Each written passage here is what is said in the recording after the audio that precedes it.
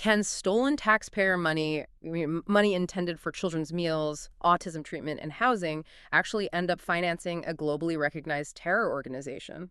It sounds like a hypothetical question, but for the sources we're unpacking today, it's very real. Welcome to the deep dive. Our mission here is to try and untangle this sprawling, really complex web of systemic fraud. And we're talking about billions of dollars, allegedly. Yeah. Money that was meant for the most vulnerable people in Minnesota. Exactly.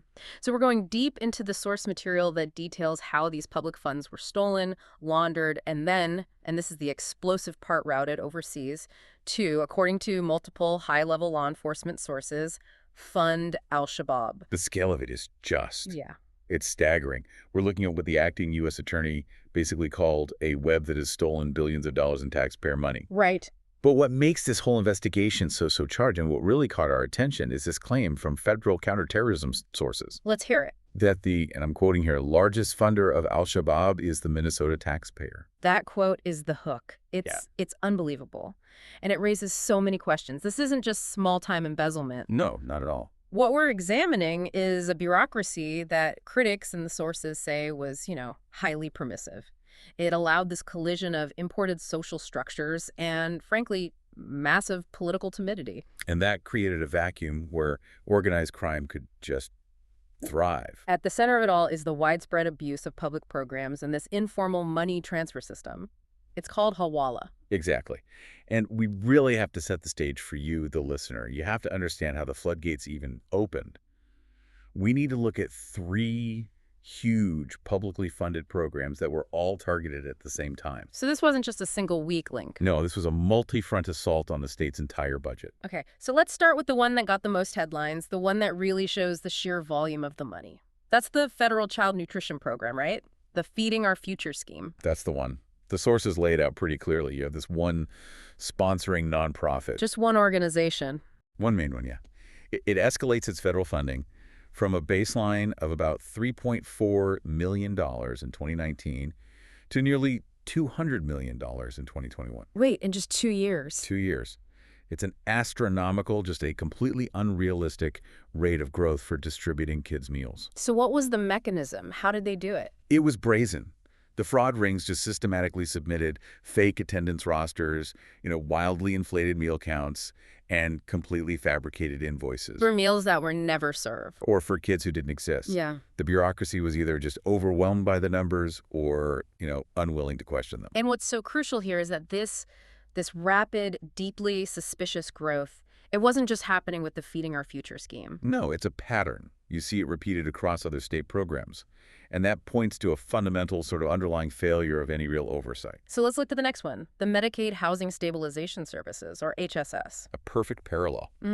This program, it had a noble intention. It's designed to help disabled people and the mentally ill find and keep housing. And what was it supposed to cost? Initially, it was estimated to cost the state about $2.6 million a year. Okay, a reasonable number. But the moment the fraud rings moved in, those costs just spiraled immediately. How bad did it get?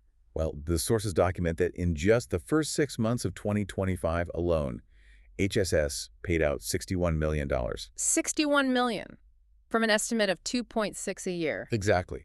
This was growth, it was a hemorrhage. The U.S. attorney even suggested that the vast majority of the money paid out through the entire HSS program was probably fraudulent. It was a catastrophic breakdown. And the same pattern, that same unbelievable inflation, it shows up in the EIDBI autism program, right? It's the same playbook.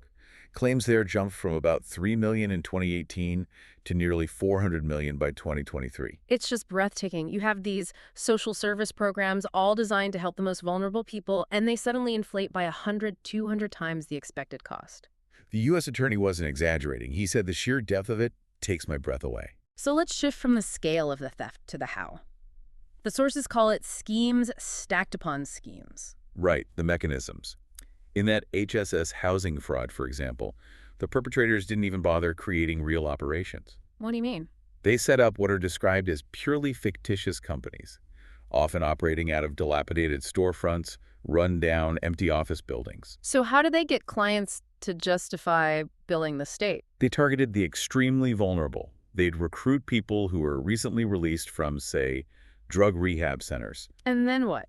They'd sign these people up for high-cost Medicaid services, maybe promise them a few basic things, but they had absolutely no intention of ever providing the actual housing services the state was paying for. The money just went straight into their pockets. Right into the fraud ring's pockets, all of it leveraged against the desperation of the people the program was meant to help. The cynicism there is just, it's shocking. Now, the EIDBI autism scheme, that one adds another layer, doesn't it? The cash kickbacks. Yes. This is where the fraud rings really weaponized the benefit structure itself to get as many people enrolled as possible. How did that work? Individuals like Asha Farhan Hassan, who was later charged, ran these operations that would fraudulently qualify children for intensive autism services. And they weren't even necessarily using qualified staff. Unqualified. The sources say they'd often employ, like, 18 or 19-year-old relatives who had none of the required training. But the key to their whole model was paying the parents. Yeah. Directly. So describe these kickbacks, because this feels like where the system was completely co-opted. They were monthly cash payments to the parents, ranging from around $300 to maybe as much as $1,500. Per child. Per child, per month. Yeah. And the amount of the kickback was tied directly to the maximum services that the Department of Human Services authorized. So the whole taxpayer-funded system became a recruiting tool. A cash flow machine. So parents had an incentive to enroll their kids, and the operators had an incentive to bill for the absolute maximum hours allowed. Even if the children only received a fraction of the treatment, or sometimes none at all. And this just metastasized for years, right under the noses of the regulators. Which leads us to the next critical step. Once this money was stolen in Minnesota, it had to go somewhere. It had to be laundered. It had to be moved internationally. Absolutely. It didn't stay local. The sources confirm the proceeds were used to buy lavish goods, luxury cars, real estate. Not just in the U.S. No, crucially, internationally. We see transactions for property in places like Turkey and Kenya. The defendant, Asha Hassan, for example, allegedly sent hundreds of thousands in fraud money abroad to buy property in Kenya. And this is where that informal money transfer system, Hawala, becomes so central to the whole terror financing allegation. Explain what Hawala is for our listeners. It's an ancient, trust-based network. It's money traders who operate completely outside of formal banking. And it's essential in places like Somalia, where a real banking system is basically non-existent after decades of conflict. And the sources really emphasize how necessary it is there. Something like 40% of Somalia's population relies on remittances, right? Up to 40%. They rely on money sent home from relatives abroad just for basic survival. Hawala is often the only way to get that money to them. But that necessity also makes it a huge global liability. A huge one. Sources from the Financial Action Task Force, that's the international body that tracks this stuff, they confirm Hawala systems are inherently vulnerable. Why? Because of their global reach, their speed, and the complete lack of any regulatory supervision. There's no paper trail. Yeah. So they are very easily exploited for money laundering and, of course, terrorist financing. There's a great analogy that law enforcement and the sources use to make this tangible. They said to imagine Hawala as an old, unregulated road system going straight through a conflict zone like Somalia. Okay. The legitimate traffic, that's the family remittances, has to use that road because all the banks are closed. But when criminals steal billions in U.S. welfare funds, they convert it to cash and send it down that exact same road. And that's where Al-Shabaab comes in. The warlords, the terror group, they control the checkpoints along that road. And they just take a toll. According to these sources, yeah. Oh. They take a cut from every single shipment that passes through. Yeah. It doesn't matter if it's legitimate aid for a starving family or stolen taxpayer money.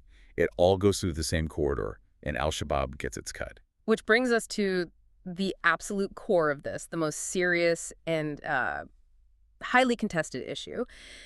The alleged link between these stolen Minnesota welfare funds and terror financing. Right.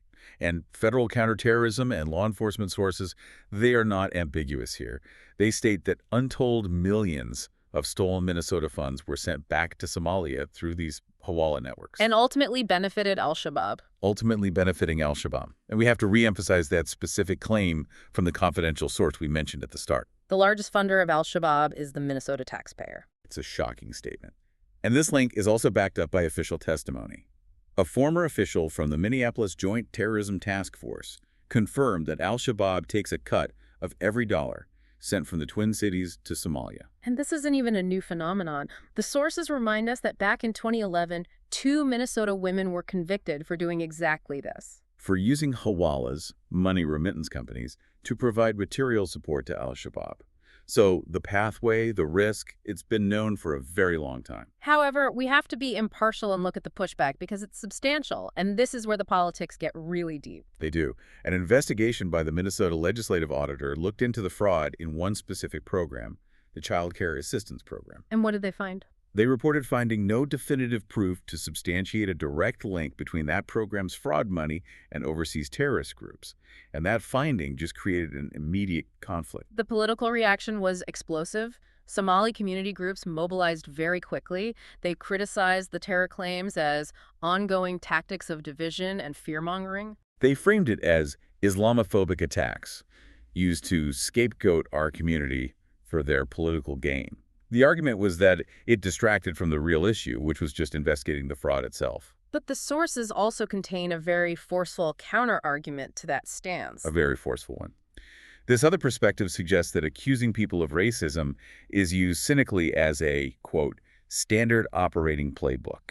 And the goal of that playbook? According to this commentary, it's to shield criminal behavior, to compel silence from the media and from politicians who are afraid of being labeled as anti-immigrant or racist. So when the governing class turns a blind eye because they fear political blowback, it creates this environment where criminal networks know there's no real oversight, they feel emboldened, and the fraud metastasizes. So here's the synthesis of this deep dive.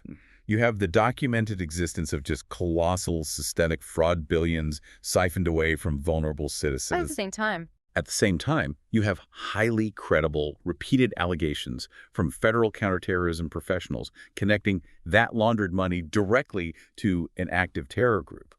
All of this happening in a political climate where even investigating that link is seen as politically toxic. it seems like the broader issue here is that when a state bureaucracy is built to be so permissive, prioritizing access over even minimal oversight, it just creates these massive weaknesses. And criminals, whether they're domestic fraud rings or international terror groups, will exploit those weaknesses. The very systems that were created to help people in need became the financial engine for organized crime. Which leaves us with a provocative question for you to really think about. Considering that repeated, credible claim that Al-Shabaab takes a cut of every single dollar sent through these informal money networks in Somalia, Where does the ultimate moral accountability lie? Is it solely with the criminal fraudsters who stole the money in the first place? Or does it lie equally with the government systems that allowed billions of taxpayer dollars to flow, completely unchecked, into a known terrorist funding corridor? thank you for taking this deep dive with us.